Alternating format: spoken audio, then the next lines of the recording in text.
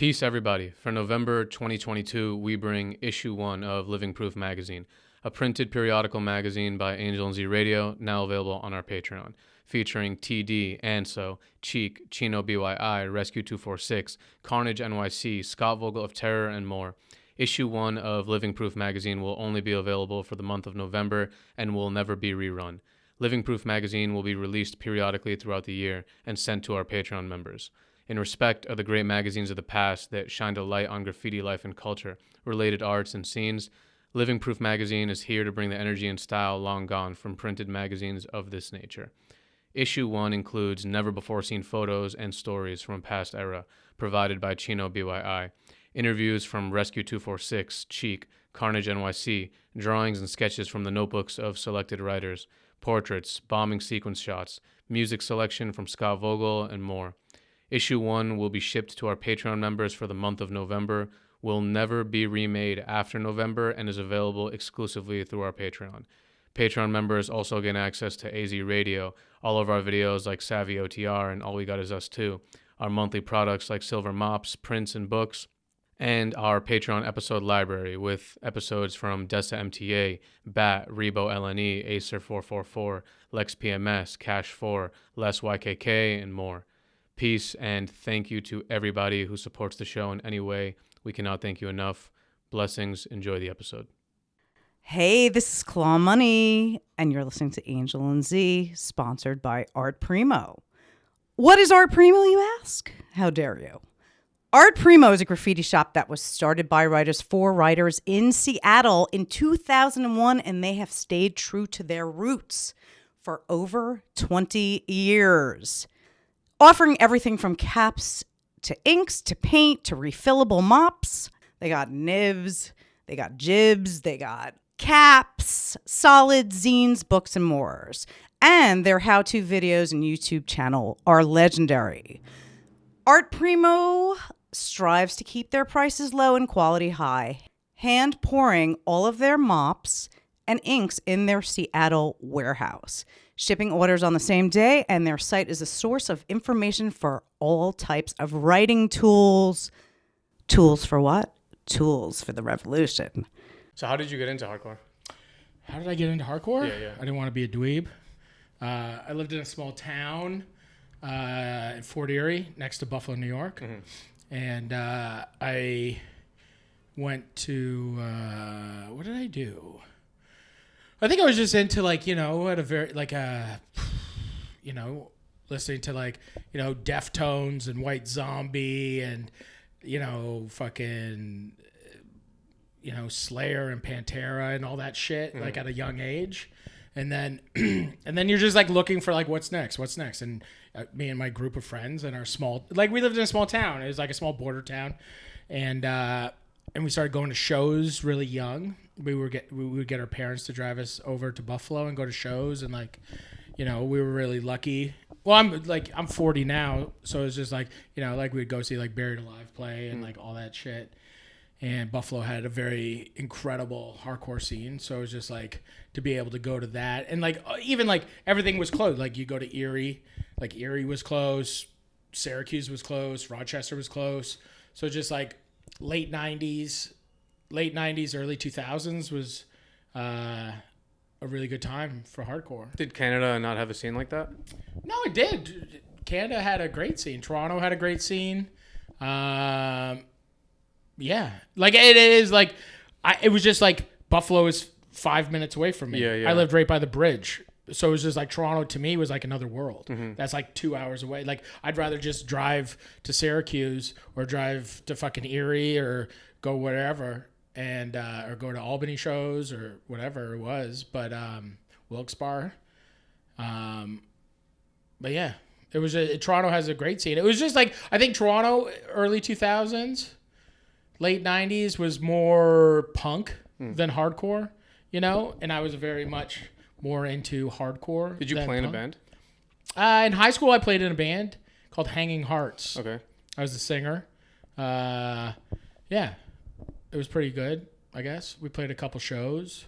There was a good scene in we were in Niagara, so there was bands like Rise Over Run.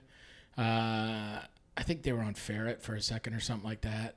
but fucking there's good bands. Like it had like a good scene. Like it was like small town shit. Like everyone would go kind of thing. Like you'd go to shows, and if anyone was putting on a show, like everybody would go. So there'd be like 150, 200 kids at every show. Yeah. Kind of thing. And it was like, and then like if you got like, I remember we did this thing. It was at like the Native Center in Fort Erie, and we did it in the gym.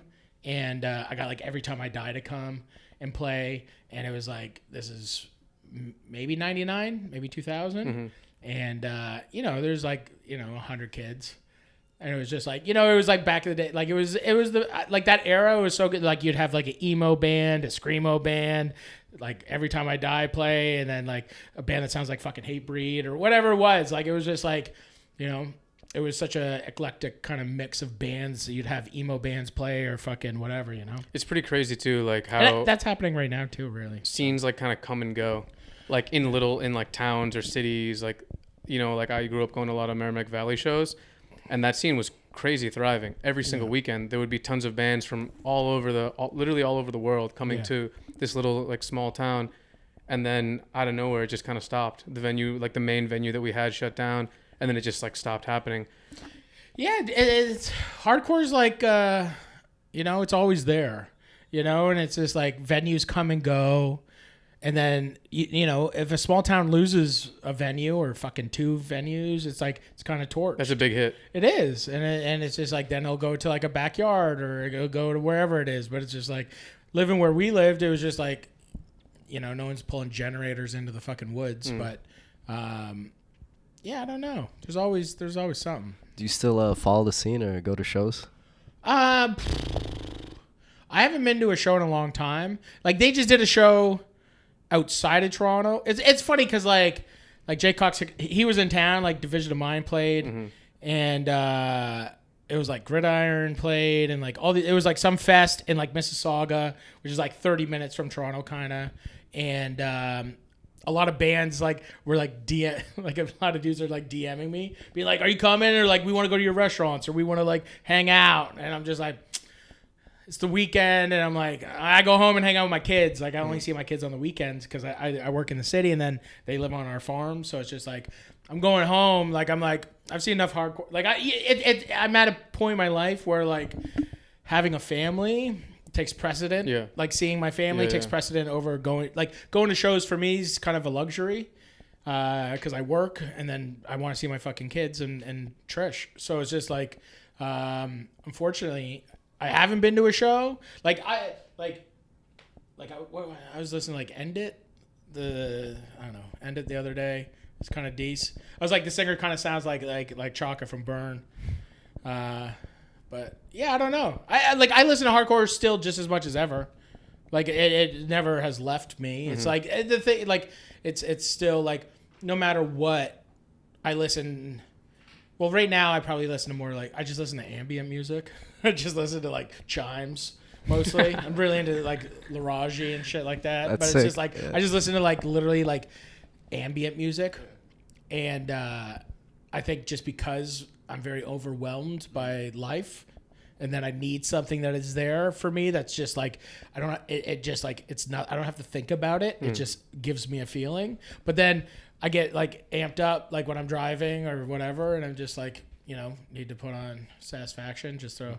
I don't know. It's like that shit where it's just like it'll always be there. Like it's just like, hardcore to me is everything. I wouldn't be who I am without it, and it gave me like, I think the biggest thing that the scene gave me was like the reciprocal.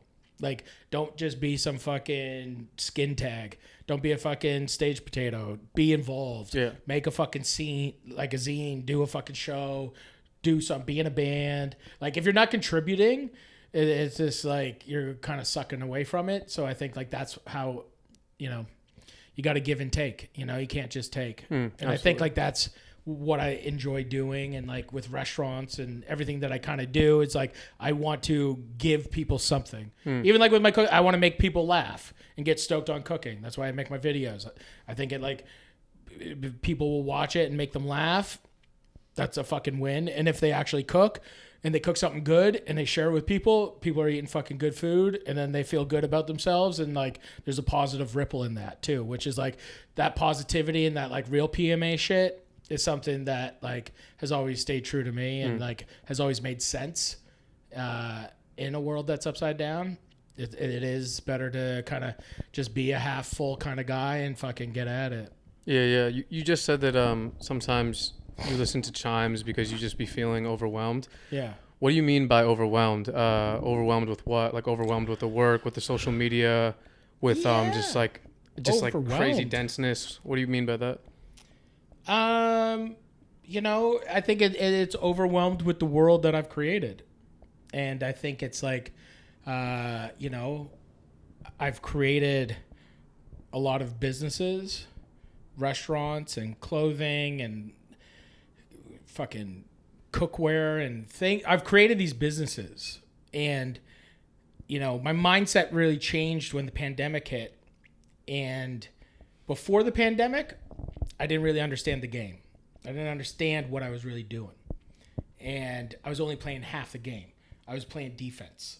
I would sit down. People would come to me. Hey, we want you to do this. We want you to come to Australia. We want you to do this. We want you to, we want you to make a show. We want you to do this. I was in a position where like I was a thing where people would just come to me. I didn't really have to go out there and do stuff. And then when the pandemic hit, I didn't have a job. There was nothing physical. There was nothing. I couldn't go to work, right? And so then that really scared me, like it scared a lot of people. And I was just like, well, I'm never not playing a full game again. And so I switched my mentality and I switched all of my businesses. And well, I created businesses. I didn't have any. I was reliant on people. And now I'm in a position where I'm still relying on people, but at least I have physical businesses that I can sell. I can create opportunities. I can employ people. I can go to work. I can like at the fundamentals of during the pandemic where like, you know, everybody lost everything or most people lost everything. And I got back to like my core. I was just like, I didn't know what to do. And I started that like meat and 3 pop-up, that barbecue pop-up. And that barbecue pop-up like saved my life, you know, straight up. And it turned the lights back on in my for my family and for everything. And I was able to take that thing and then just like multiply it and multiply it and multiply it. And I just haven't stopped. So when I'm listening to chimes, it's like I'm trying to cool. Yeah. I'm trying to just cool it out a bit because it's just like my brain and the way that I am, because I am also just like a complete psycho and like a drug addict. Like I'm just like, more, feed me. I'm the void filling. I'm like, you know, Captain Void. There's like the fucking empty hole and you're just filling it. And now I fill that with businesses. And now I have to understand how to control that. And to control that in this world, and the world that I've created is an intense one that takes a lot of people to execute, and a lot of people daily that are working really hard, and really incredible people. And how do we take care of them? And how do we build these things and build something that is sustainable and on all aspects, financial, personal, fucking creativity, all this, everything. Like, what is it? And sometimes even trying to do that is you know, it's tiring. It's intense. It's draining. It's giving and giving and giving and giving, creativeness, giving thought, giving care, giving all of these things. And then I'm left at the end of the day sitting in my truck. I'm just sitting there and I'm like torched. You feel like mentally exhausted. Yeah, and then I just put on my little chimes. Yeah. Put on my chimes, and it gives me like some air. Yeah, those. It's funny. I was actually listening to. They're called healing frequencies. Like I believe it's. I might be wrong. 7.85 hertz or something. Okay. There's like whole 3-hour. You know, like montages on YouTube. You just play it, and it just plays in the background, and like it literally has some scientific like healing ability. It like tunes in with your body's like frequency. A mushroom in the wild. Yeah, just, yeah. Like, give me the vibe. And literally just press play on YouTube. Yeah. But it's interesting about that time because even though a lot of people lost a lot, you know, and it was a devastating time for a lot of people, I feel it also gave people the opportunity to focus on stuff that they've been putting on the side. For example, like their hobbies or interests or passions since they were like little kids, essentially, you know, because I have some friends that like, they also like deep down, they have such creative talent and they just never had time because of the 9 to 5. But when they got laid off or were on unemployment, they thrived so much in that creative, you know, world. And essentially now they're doing that as their priority, you know, so. It giveth and it taketh away. You know, like it is one of those things where it made you aware of what you had and what you didn't have and what your priorities are and what you could achieve and like set new goals. And it was like people had like a clean slate and it'd be like, I don't have to live that way no more. The way that is like, it ain't the way that this is now. And like prioritizing, like what makes you feel good. People now, like even in our whole restaurant group now, it's like we're working very diligently on a 4-day work week. And so then people can have a beautiful time and have like 3 days. 3 days off is crazy. Yeah. I don't come from a world where you get 3 days off. And I never have. But I think it's like, it's an incredible thing that we're working towards having businesses that run on 4-day work weeks.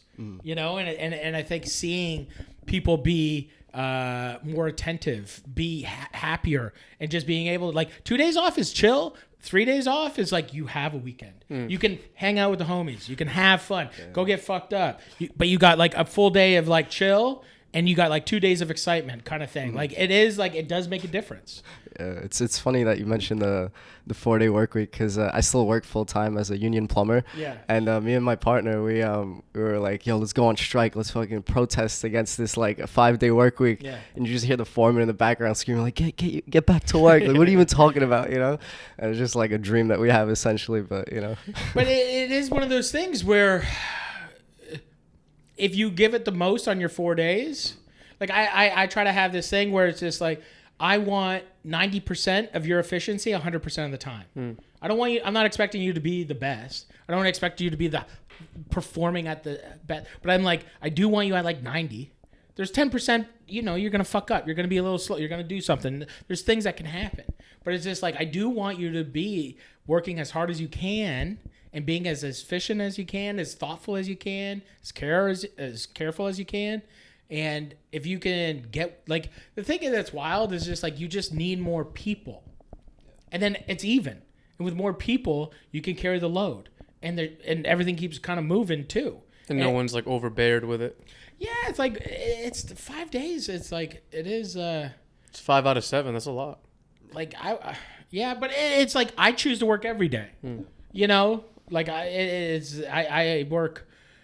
I can work every day forever because it's just like every day there's something, you know, on different types of business. I have businesses that are in different countries. And so it's just like in different time zones, it's different things. And it's just like, there's always something to work on, but it's just a matter of like, do your work and then set yourself aside and like set yourself up for like, it's like the same thing is like, you have to focus on your time just as much as your work time.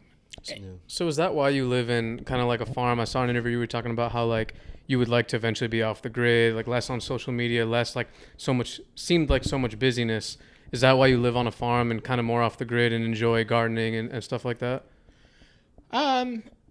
Truly, I moved to that farm because it's what I could afford. You know, I'm an independent, like no banks would give me a mortgage. Nobody would get, like, I'm like an independent. I'm a freelance person. You know, I didn't have these restaurants. I didn't have all this shit when I bought that farm. I had like just me doing like Munchies videos and doing Vice shit. And like, I was just a freelance independent contractor, you know? And so I bought that farm because I was just, I found that farm. I never wanted to move back to my hometown. You know, it was just like one of those things where I was just like, why? Like, I need to be in Toronto. I need to make money. I need to grind. I need to hustle. I need to work, be in the city, you know? And it's just like, what are you going to move back to Poughkeepsie? You know, or like, you know, like, what are you going to do? You need to be in Manhattan. You need to be, you know, like, what is it? Like, would you ever think that moving back home would be better for you? You know? So it was just like, and Trish and I are from the same place. So it's just like, we were just home one day and I was just like, I was frustrated. I was like embarrassed. I couldn't afford a house in Toronto, you know, like I couldn't, like I was accepted for, I think like $650,000 for a mortgage. that's a 1-bedroom condo, maybe in Toronto, you know? So I'm like, I'm never going to be able to afford it. Like, I was just like, you know, just bumming. And we were home like during like Thanksgiving weekend. And I was like bitching to like Trisha's parents. I was just like, yo, just like co-sign a mortgage for it. Like help us out, you know? Like, I just like, you guys have done well, you know? Like, you've done well. My parents can't help us out, unfortunately. But I was just like, help us out, you know, doctor? You know, let's go. You got the PhD. Like, let's get it. And and he's like, nah. and I was just like, look what you could get for like, and then I opened up like one of those apps where like you could look at homes. I was like, look what you could get for down here for like whatever, like what, and then the farm came up, literally. And like the next day, I called my sister, whose friend was a real estate person, and then they contacted like a thing, and we went in. Like, it was a crazy thing, and it was just like this beautiful farm that like nobody wanted because it needed a lot of work. How far is it from, I guess, like the city? It's like now with traffic, it's like 2 hours. Okay. Yeah, so it's just like I spend like Tuesday to Friday in the city. Then I come home Friday night, and then I got Saturday, Sunday, Monday with the family, and then I go back Tuesday morning. And you're sleeping in the city Tuesday to Friday? Yeah, I just live I live at my friend's house, Marika. Shout out to Marika. Let's go. Go ahead. No, I was just gonna ask, how did Blue Goose Farm come about? Blue Goose Farm was like, we were shooting my second book. So we were shooting my second book on the farm, and Keenan, I have like a couple of chefs that help me out with my shit. And Keenan's one of those chefs. He's like one of my favorite chefs. He's the best. He's an incredible person. And I got a lot of yard. You know, like my backyard is like 6 acres. It's just grass. And then I have 6 acres of like forest. And then my front yard's like 4 acres. So it's just like I have this large property. It's this beautiful thing. And we were shooting the book, and we were there for like a week shooting my second book. And we were just like, you know, like it was just like great. We were having these like, you know, we're there making food. We're talking about produce. We're like talking about all this shit. And we're like, yeah, it's kind of criminal that like you can have this amount of land and not grow vegetables. You know, it's kind of fucked that you can, there's this so much land that's owned that doesn't actually produce vegetables. And we're just talking about it. And Keenan's worked on some farms. And then by the end of the week, we're like, let's make a farm. Like, let's grow vegetables. And I was like, if you can figure it out, I'll pay for it. You figure it out. We'll make it work, and we'll fucking make it work. And now we're in our like 3rd year. We're producing like 1,500 pounds of vegetables a week. Wow. 100, yeah, a week. Bugged all from your property. Yeah. That's crazy. And so we're selling to a bunch of restaurants. We're selling to my restaurants. You know, we put every week we put them in vegetables into like some community fridges up in the city, which is tight. And we're just learning. You know, like we're just learning. It's Keenan and Miles, Keenan's brother. Yeah, and it's just 2 people working the land, and it's like we don't use any. There's no like gasoline. There's no motorized vehicles. Like we do everything by hand. Yeah. Wheelbarrow, broad fork. Like everything is some real shit. I can't imagine your schedule because, like, we have this, and I feel like, yo, this is crazy. Too much contact, too much moving around. Like, you know, I appreciate it. I appreciate being able to, you know, like, sit down and have these conversations, see what people are about, learn from people's experiences, and you know what I mean? Like, I do appreciate it, but I can't imagine having one more thing. And never mind, like, it sounds like you got, like, 10. I just turned 27, like, 2 days ago. Yeah. 26. You're cool. You got time to learn how to do. The thing is like my mentality and everything that I do, it seems like I do a lot. I do a lot. I can't like deny that I don't do a lot of stuff. But it's like, I'm always like, yo, pebbles make ripples, you know? And I've been throwing pebbles for a long time. People don't see the losses. People don't see the shit. And you know, everything takes work. Everything takes time. And you gain people's trust. And you do things. And you build a team. And all of a sudden, it's like, I ain't shit. My team and that I create around me is like what makes this all what it is. And then I'm able to be who I am and do what I need to do every day to make sure that I feed all of these different little businesses in the way that I need to. with my talks and my vision and with everything else that I'm fucking talking about and doing and like what I want to do and how I want to fucking make shit fucking rock. So it's just like, that's what, and it takes time. You know, I've been independent, you know, for 7 years. And it's just like, you know, like I haven't had a boss for 7 years, you know, and it's just like, it takes time. And it takes time. Like, I had a boss for a long time, and I did like a lot of things. Like, I opened my first restaurant when I was 26. You know, I started getting like notoriety as a young chef. I was like this like crazy chef. You know, that was just like my food was cool, my spaces were cool because I was like homies. The partners were sick, and they made cool spots. We had the vibe. We had cool shit. We were popping off, and it was just like all these like little things just happened. You know, and a lot of things happen to people. But what do they do with those things? I'm very much like something happens to me, I instantly like, oh, that's cool. What else? What else can I do? I'm constantly being like, what else? What else? What else? So if I get like a thing, then I'm like, what can I turn that thing into? What can I turn that thing into? And then it's just a broccoli shoot. And then it's just like, that's all I'm trying to do. Is like my job is to be like, how can I take one thing and turn it into 5 things? And then I take those 5 things, 4 of them are shit, 1's good, we keep rocking. Then we got 4, 5, 6 other of those things, and we just keep it going, and we keep it going, and we keep it going. And it's just like, I've been doing that hustle my whole life. Me and my brothers, we all went to different high schools, we all sold fucking weed, we all sold drugs, we all hustled the whole thing, me and my bros. And we've just been like little hustle. My dad and my mom, hustlers. You know, my dad's had 500 jobs. We moved to, you know, I probably went to 8 different elementary schools. Like, we bopped around a lot. We moved around a lot. Fucking, we're in the car. We're driving across the country. We're fucking, my dad works. My mom works. Whatever. We're shit shovelers. We do whatever we need to do. If something's shit, my dad's always, he ain't afraid to tell his boss to shut the fuck up. I always say my dad, like, you know, he was always smart enough not to have a job sometimes, you know, like one of those kind of dudes, you know, and it's just like, we just had that hustle in us, and we wanted to. I know hustle could be this like toxic word now or whatever the fuck it is, but it's just like I just like going to work. I enjoy going to work. I really like working. I really liked working 15-hour days when I was a chef. I loved it. I never would be like, I gotta go to work. I loved it. I loved working. I loved going to culinary school. Even though I dropped out, it's just like, fuck college, fuck everything, you know, fuck. You know, because I was like punk and shit, and I was just like, yo, I don't need a diploma, fuck all this shit. You know, I'm like, I learned how to make all this shit, I'm good now.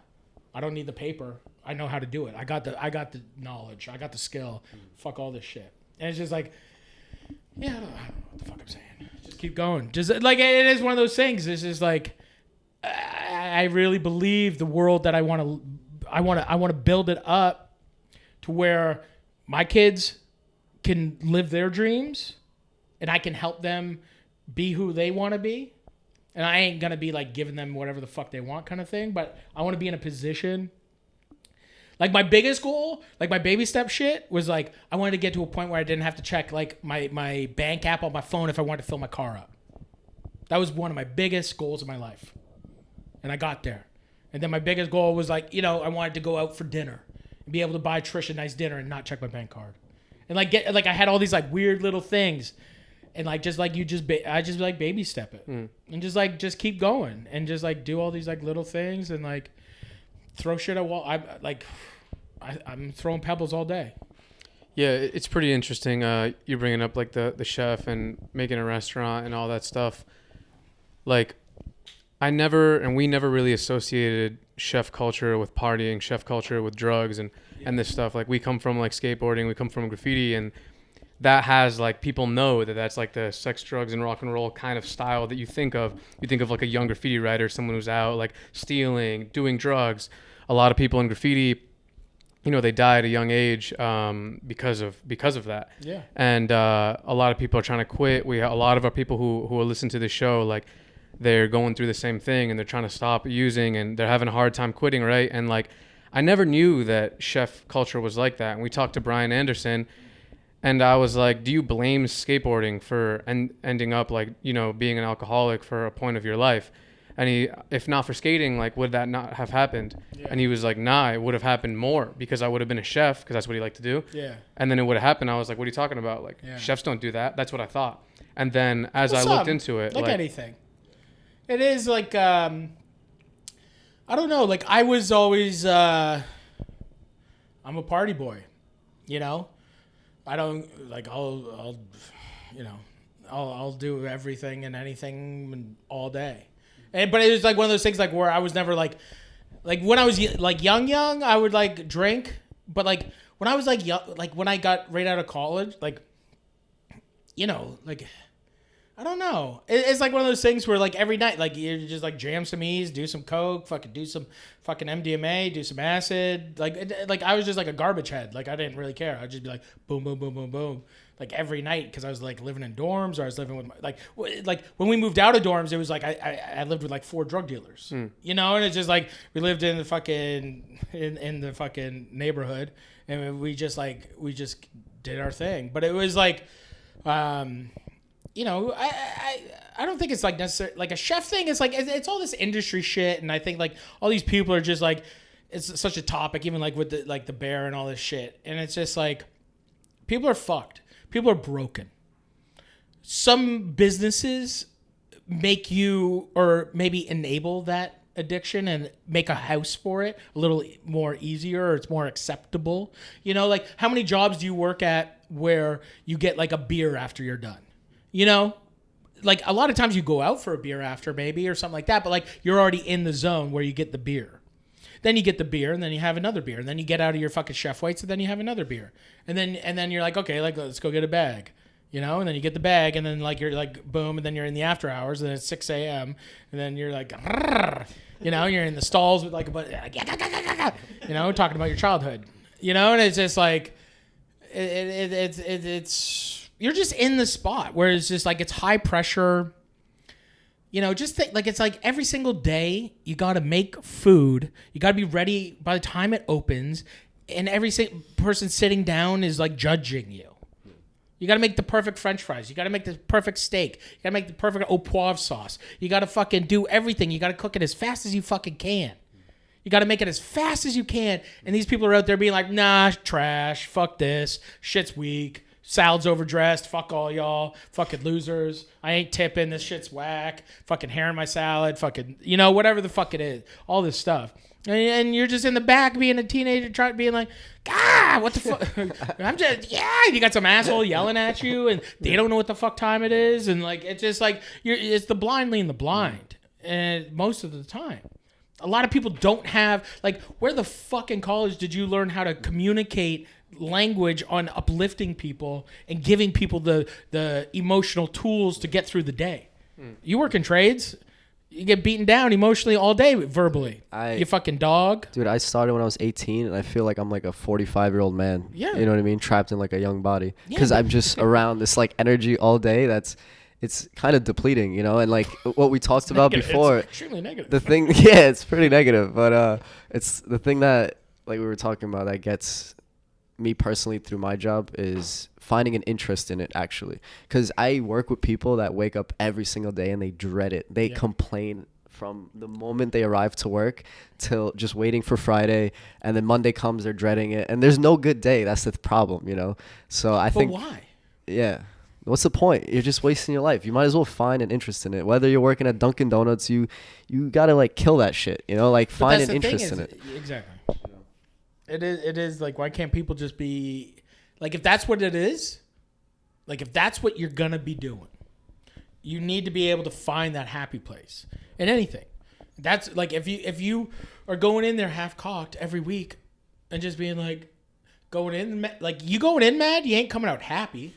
You know, and it's just like, what scenario when you go in like pissed and like disgruntled, you come out like, oh no, that was actually good.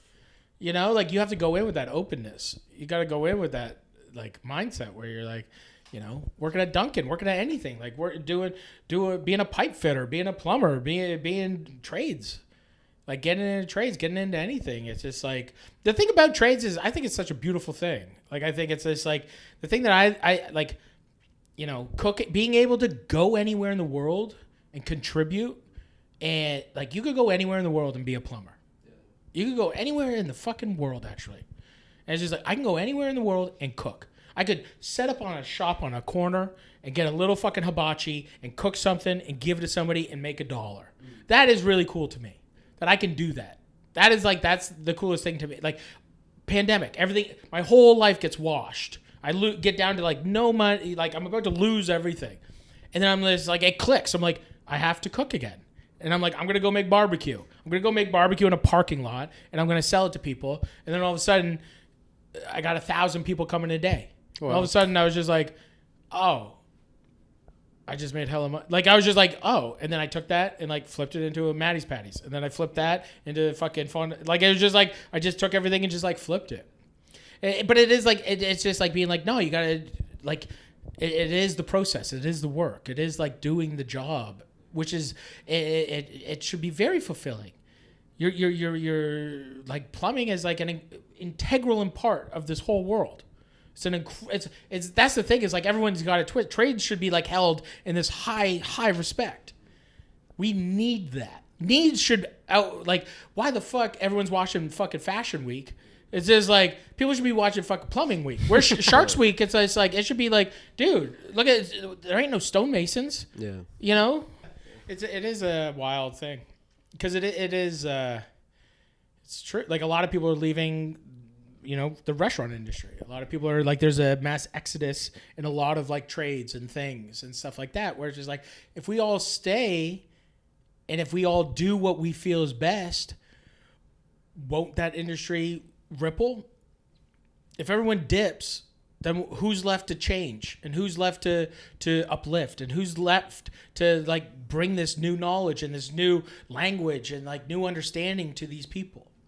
If everyone dips, it's just like, okay, all the assholes are left. All the people that are just like chew you out all day and like berate you and make fun of you and belittle you and like call you names that like make you feel like you're a piece of shit. That's not cool. Like we need to be like, don't dip, stay, change from the inside. You can't change from the, like, can you change from the out? Can you change?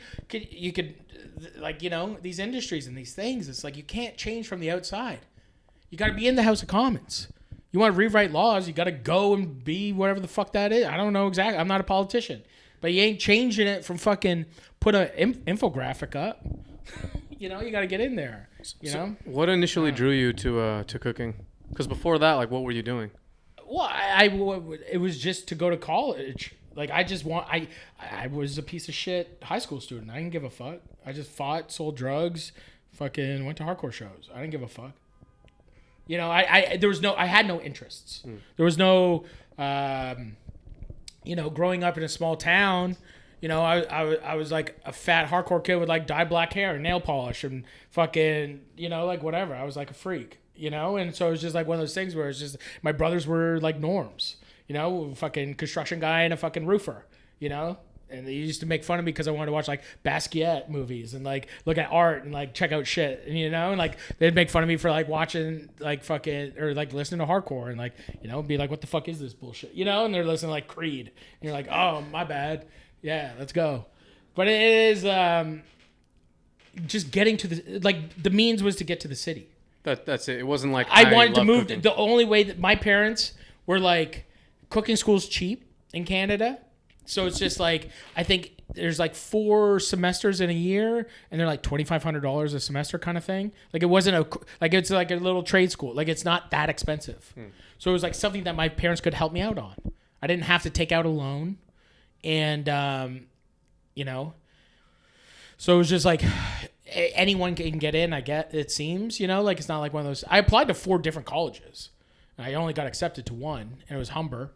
And it was my cooking school. So it was just like, I just went to cooking school so I could go to Toronto, and like my parents would pay, like I was going to go to the dorm. I'm good for a year. I just knew that I didn't want to take a year off, because everyone that takes a year off seems like they don't leave. I wanted to leave. I wanted to go to Toronto. I wanted to fucking like go in the alleyways. I wanted to fucking go to the parties. I wanted to be in the, like, you know, like a major thing. Like it was like growing up, like the thing, I was very influenced by early 2000s Vice.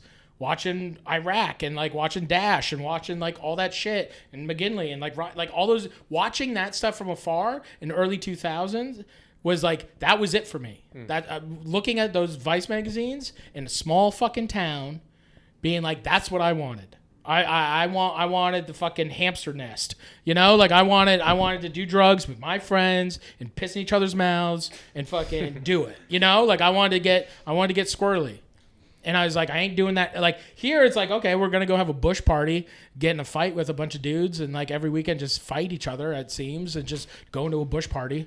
But it's just like I want to go to Toronto and find like people that wanted to go to art shows and go to like fucking do shit and like be like. I don't know. There was no like that town wasn't for me. That lifestyle wasn't for me. I didn't want to work at Walmart, you know? Isn't that crazy? Like it almost seems like that you went to cooking school almost just by the chance of life, like wherever you just happened to go, because it was I could have got accepted to any one of those schools and been like, "Oh fuck, I'll go to Windsor. I'll go wherever." And then that became your whole thing. And you actually love cooking, right? Cooking's the greatest thing in the world. Cooking gave me everything. That skill, the thing about college is like I never felt self-worth like that before. I was never good at science, gym, and I was just like, what the fuck? We're running around playing lacrosse, like fuck all this shit, you know? Like I was just like, I don't like lacrosse. How the fuck? I gotta play lacrosse. Like my parents, like me and my brothers, we all played lacrosse. I'm like, why the fuck do we gotta play lacrosse? Why the fuck do we gotta do? Why the fuck am I doing any of this shit? Like I hated everything. I hated everything. Like I just wanted to like. I didn't know what I wanted, you know? And then I went to cooking school and I found something I loved. And that I was somehow, I had a natural ability towards, where I was just like, oh, I was never good at skateboarding. I couldn't write graffiti. I couldn't do it. Like, I didn't have a hand. I couldn't do anything. I never had a thing where I was just like, yo, this is me. And then cooking school gave me that. I was like, oh, I'm getting like 90. I'm getting like perfect grades. Because I can debone a chicken, I can make it stock, I can fucking listen to my chef just told me to make hollandaise and showed me, and I just did it. Okay, I just made hollandaise. Like this is school. Let's go. I'm doing this. And then it's just like when I dropped out, I went on tour with my friend's band, and then when I got back, like I never told my parents I dropped out of college, and so like they always thought I had like a diploma or some shit. So like they never even knew I dropped out of college. And then back in the day when you used to just walk around and hand out resumes. And so like I would just like walk around and like hand out resumes at restaurants. And then I got a call back from Le Select, which was like the oldest, best, most prestigious like bistro in Toronto. And I went there and that's where I cut my teeth and like came up and like I just worked at like the most banging bistro in Toronto and just like that was my crew. And it was just like, you know, it was like college gave me like a self-confidence and like I could do something and feel good about myself about doing something. And I loved it. Like I didn't make any money. Like I would work for 2 weeks and like get a check for like $600 and work at 15-hour days. I'm just like, let's go. Yeah. and then you owe your fucking Coke dealer fucking $300. Then you're getting fronts all day. What was the process like opening up your restaurant at 26? It was like an interesting thing. Like it was already like built and the concept was already done. And then I came on after. I was like a chef. I was working at this French bistro called La Palette in Kensington Market. It was like the sickest spot. It was like the Lower East Side like 20 years ago. It was just like the spot, you know? It was just like bohemians and punks and everyone was vibing and like nobody came from the outside and like there was no like street lights in the neighborhood. Everyone just walked around at night and there was like little bar. Like it was just like the spot. And we had this little French bistro in there. I was like 25. And then I got a call. An old server I knew was like, hey, I got a homie. He's opening up a restaurant. They're looking for a chef. I think you'd be a perfect fit. And I went down and met these guys, Brian and Key. And we opened up Oddfellows. And I went and cooked for them. And they're like, let's go. And we just made like it was just like we made like Canadiana shit. Like I made like wild boar stew and venison roasts and burgers and all this shit. And it was like one table. It looked like it was like a you know, a lot of people didn't even know what it was. It was one beautiful. Brian was a stone carver, so he carved the table inside the restaurant, and so it was just like this big, solid, beautiful stone carved like marble table inside the restaurant. It was 26 seats, really small, and I think there wasn't a person that worked in it that was like 30 years old. So it was just like a bunch of young kids, and we were just like, they were like, turn the music down, and we're like, nah. what? Get your own restaurant. Get the fuck out. We don't like. It was crazy. Like we used to have like these things called like every Sunday we'd have like a thing. We would do like grazing nights, but it would be like $15 all you can eat. So we would do like we called it like Taco Hell and like pierogi night in Canada. We would play like old hockey tapes and we'd DJ. It would just be like, and we'd all hang out. It would just be all of our friends would come and eat for free. Yeah. All of our friends, we would never charge anybody. The restaurant lasted like 2 years, but like it was just like a spot where like everyone could come and like. It was like this beautiful restaurant. Like I remember it was crazy. Like I was 26. Like the New York Times wrote about it. And that was like a crazy thing. And like we were getting like, I didn't even understand what like a review was. Like we were getting reviews and everyone was like, who's this kid? Like where did this guy come from kind of thing. And yeah, and we just like, that restaurant closed. And then we opened Parts and Labor when I was like 27. But it's just like young, like, you know, like we opened up like 5-6 restaurants. By the time I was like 31, we closed them. I left that restaurant group. We opened it. Like, it's just like, you know, I've opened up almost like 10, 12 restaurants. You know, it's like a crazy process. It's just like a whole lot. Like it's like I don't know. It's like a whole. It's a trip to think about. You know. I feel like the restaurant industry has a reputation for just being so hectic. Like you're constantly on your feet for like 14 hours a day. Like I remember I worked as a busboy for like a summer or something after high school, and like my feet would be like bleeding when I would come home because I'm just like running around like sneaking in little pieces of food. I could see why, you know, like people, I'm not justifying it, but I could see why people did like Coke and stuff to like keep afloat, you know, and have energy. Yeah, like it is. You want to. The thing is like you finish and your adrenaline's going. Everybody's adrenaline is going because you're running on adrenaline all day. So then like you finish at like 12, 1 o'clock. Then you're like, oh, let's go party. And then you go and you party. Well, sometimes people leave and go, but like most of the time it was just like me and my crew, we partied every night. And it was just like, let's go. We're done service. Like, let's go to the bar. And then we'll go to the after hours. Like if I was home, like my bedtime, like Trisha was always like, my bedtime was 6. I had to be home by 6 a.m. If I was home by like 6:30, then she was mad because that's when she started to wake up and go to her work. So like she always wanted me home before she woke up. And it was just like, you know, I'd get home at 8. Most times I'd start getting the phone calls. I'd still be at my homie's house, just be yacked out and just be like, I'll be home, yeah. You know, just be a little dragon. And I just like, fucking, you know, you got the hand going. But the fucking, it's just, I don't know. You don't know. There's no fucking rules. Like there was nobody had fucking cell phones. You know, like I didn't even have, like when I was working on this, like I didn't even have a cell phone until I was like, I think I got my first cell phone when I was like 26.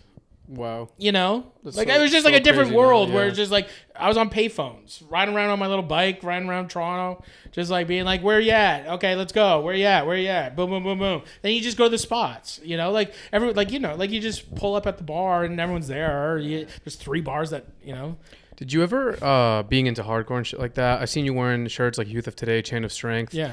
Do you ever get into or even consider being straight edge and just completely abstaining or anything like that? Nah, like I got sober like 10 years ago, but it's just like, nah, straight edge was never my thing. I used to do like lines that get like 10-yard fight CDs, like all this shit, and just like rip lines, and it's just like, it wasn't my, like, that's the thing is like, I'd go to, like, I used to video a lot of shows too. Like I have a ton of like late 90s, early 2000s shows, like a lot that one day, like I'll do it, like put them all up on YouTube or some fucking shit. Like I have like all the Hellfests or the first like 3 on that and like a ton of stuff, like early Converge shows and all that shit. But it's, yeah, I don't know. It's just like straight edge to me was just like never, it was just like, I was past that. I started, first time I did acid was in grade 8. You know, like I was just like on one. Yeah. It was just like, it wasn't me and my brothers and like like it just wasn't it. Yeah. You know, like it was just like me and my bros were just like, nah, that's not it. We're just partying. I just want to get wasted and like punch somebody in the face and like pit and like break the drywall in my room. You know? Yeah. Like that like I was like always like have it like, you know, I don't know. Fuck. It's the best. Like I was just like, nah. Like it never even was a question. Like I loved some of my best friends were straight edge. Like literally, some of my, still to this day, I got some like womb to tomb motherfuckers in my life, but it's just like, it just wasn't me, you know. But now it's like I can't even imagine going back to being like drunk Matty, you know, or being like who was like Like if I couldn't handle who the fuck that guy. Like if that guy was in the room with me right now, I'd be like, nah. I'm Do you good. feel like you changed as a person from then to now, or was it just you just going sober?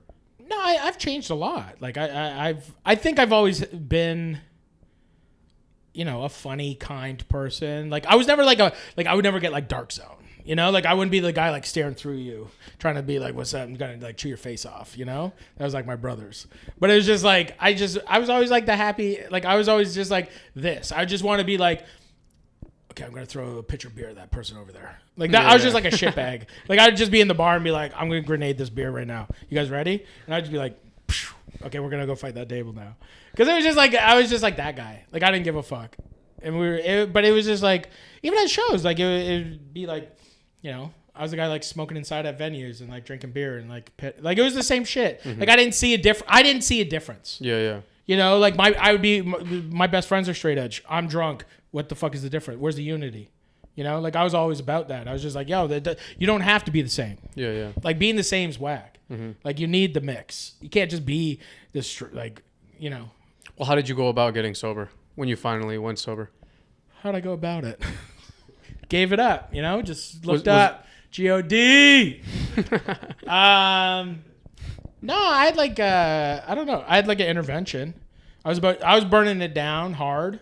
Like I was past like the cool shit, and I was you know, going to drug houses and hanging out with people and lying. Like the thing is like I was doing the whole thing. I was like doing the lying, the stealing, the fucking manipulating, the fucking hiding, all that stuff. And then you know, I was just, you know, I'd say I was very lucky.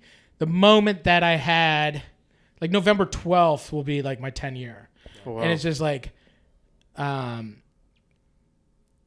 know, when I had my intervention, I was very lucky that I was actually, I believe truly that I was at my spiritual bottom.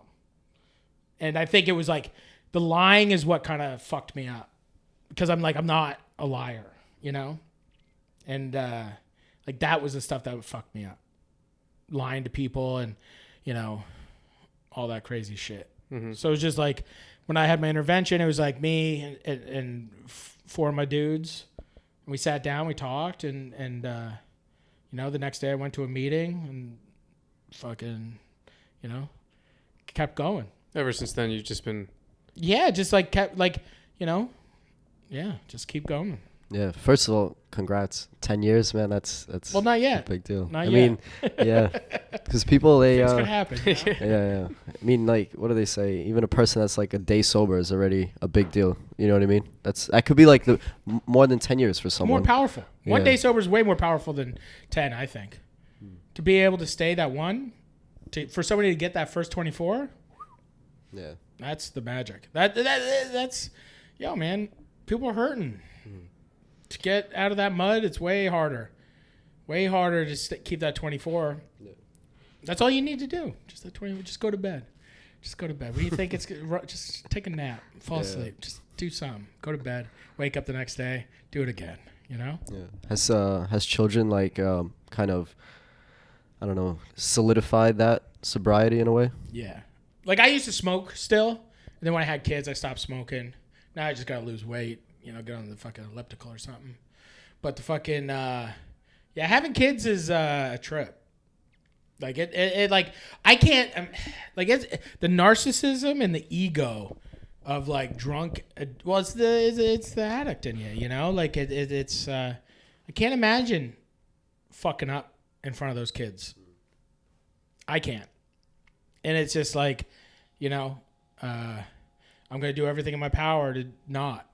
You know, like that's my plan is like, it's all them. It's all Trish. Trish's been with me through all of it. Like we've been together since high school. It's like, there's some like wild years. And, you know, she's lots of real good reasons to leave. And, you know, we there's not a secret among us, you know. We know where the bodies are buried, and it's just like, and that shit makes us strong, and we love each other, and we fucking, you know, Trish is my everything. It starts with that. Like, Trish is my everything, and then my kids. Like, we have to be on the level, you know? Like, there's just, like, 100% respect. And it's because we've gone through it, and we've been honest, and we've made mistakes. But you got to be honest, truly. And you got to be honest and know that hey, you could bounce. But I ain't lying no more, you know? Yeah, it's amazing to hear, man. Honestly, like, you telling us about, I guess, your work ethic, how you live your life and your life path is super inspiring. When you look back on all of it, not that your story's done, you have so much shit going on. Yeah. But when you look back at all of it, I'm at step 1. Yeah, that's what's crazy. What goes through your mind, like especially like which we didn't even mention, but like when you had a heart attack, a bunch of years ago, when you were sleeping, opening up whatever 10, 12, 11 restaurants. I opened up 5 this year. You know what I mean? So yeah, what do you think about that? Like, because essentially, like, it started, I guess, with the cooking school, and that was to get out of your town, and then it just all kind of ripple effect. I'm just trying to get back. Now I'm just trying to get back to my town. It's crazy. It's like I don't know. It's just like I think, like I'm trying to get to a place where I can have businesses that take care of people on both sides. That's a big goal of mine. Both sides. What's the reciprocal? You know? We want to take care of the people walking in the door. We got to take people walking in the door from the back. I want to take care of that full circle and do that in a way that wasn't really done for me. And that's a life's work there. And we're working on it every day.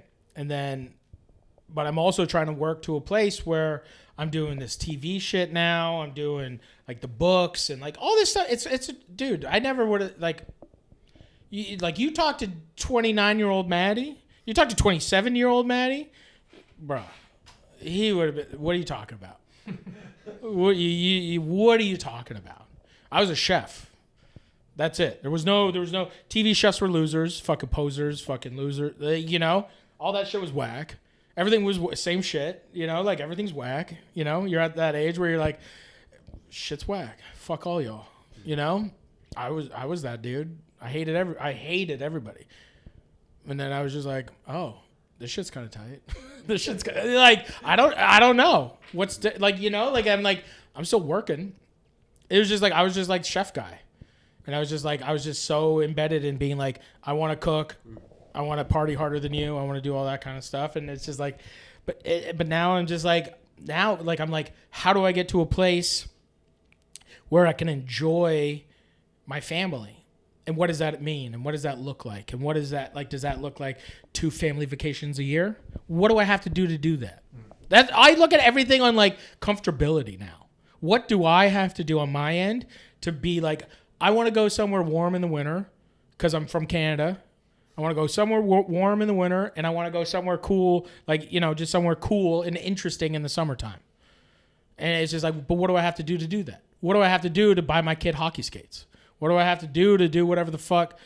Trish wants to buy a bunch of crazy ass Halloween shit. What do we got to do all that?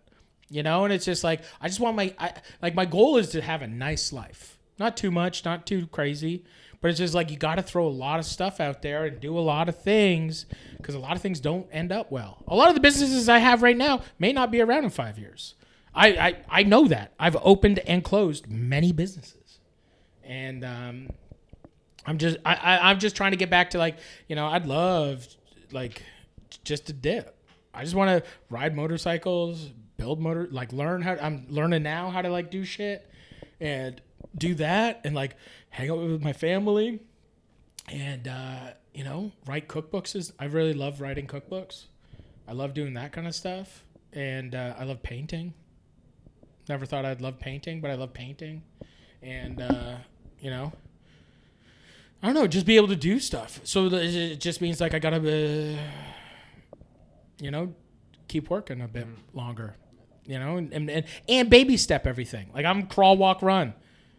That's the thing that's crazy is everyone's like, it's so crazy how much stuff you're doing. I'm like, yo, I'm crawling right now in my mind. It's fast. It is what a thing, but I'm like, this is step 1. Step 1 is like open businesses. Step 2 is running them. Step 3, growing them. And then, like, it's just like everyone, it's relatively easy to make something kind of pop off and do something and make a little spark, you know? But it's like, how do you keep that spark? Then how do you grow that spark? And then how do you make that spark a fire? And then how do you keep that fire going for a long enough time to like pay back debt and to create things? And, you know, it's a lot. Yeah. Well, I just want to say thank you for, you know, coming on the show and telling your story. It's, like I said, super inspirational. And it's really cool to us because, like, you know, I feel like we and also a lot of our listeners can kind of relate to, I guess, your upbringing. Not, like, completely. Like, I was never, like, crazy into drugs or nothing. But, like, you know, just, like, you could see that you're, like, a regular dude. You like what we all like. You like going to shows. You like... You know, you like the art, you like seeing like Iraq shit in the 90s and early 2000s, and you want to go and experience that. So to see your success and knowing, like how you said, you're just trying every day. It's pretty sick. So thank you. You're welcome. Thanks for having me. Like it is, like it's yeah, we all the same. You know, like it is, like it's just like we're talking, like it's just like people are whack. You know. Yeah. Keep it grounded, 2 feet down, you know? Like, it's just like, take your shoes off, put your feet in the mud, you know? Don't leave. And I think it's just like, I'm really happy I have the parents I have. You know, my parents are beautiful people, but they're shit shovelers. They'll do whatever they need to do, and family's first. And it's just like, it's, you know, it doesn't matter. Like, I hate people that think they're somebody. Like, it's so cringe. It's so stupid. It's just like, why? Yeah. Because you're on TV, because you have money, you think you're like I don't come from nothing much, so it's just like I'm always just like, what are you talking about? Like, you let that shit change you? You walking around in like Gucci slippers? You think you're somebody? Like, you're a loser. Like that shit's like, I don't know. I just hate. I don't know. Yeah. People are fucking peacocks. Yeah, shit shoveling is it definitely can be humbling, literally. So. Thank All you day, so every much. day. Yeah, thank you once again for Thank you. coming on the show, man. You're welcome. Thanks for having me. Dance hard or die. Peace.